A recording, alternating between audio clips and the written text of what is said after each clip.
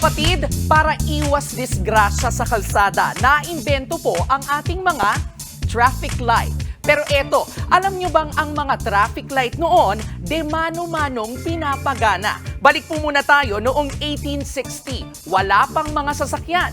May namatay na traffic enforcer matapos masagasaan ng isang karwahe sa London. Dahil dito, gumawa ng traffic signaling system ang engineer na si John P. Knight. Poste yan na inilalagay sa kalsada na may nagagalaw na semaphore o signal rod sa tuktok. Kapag naka-horizontal o nakahiga ang rod, kailangang huminto ng mga sasakyan.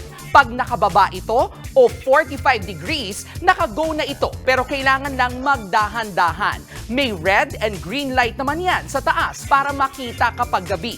Umiilaw yan dahil sa gas. Makalipas ang ilang buwan nang ma-install yan sa London, abay, sumabog ito. Sinasabing nasugatan ang nagpapagana nitong enforcer. 1912, noong nagkaroon na ng kuryente nang mabuo naman ng Amerikanong si Lester Wire ang unang electric traffic light.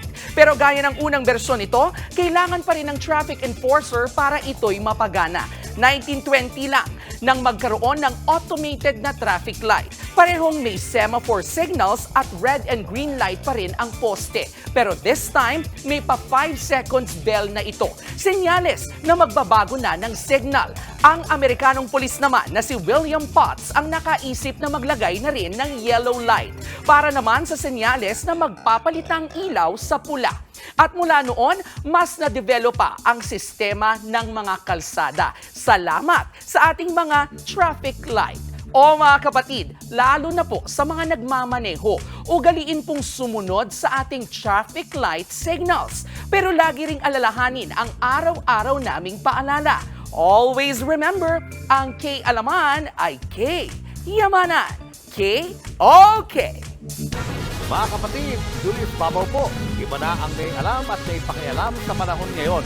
Huwag maging huli at maging una sa lahat sa balitaan. Mag-subscribe at mag-follow sa social media pages ng News 5.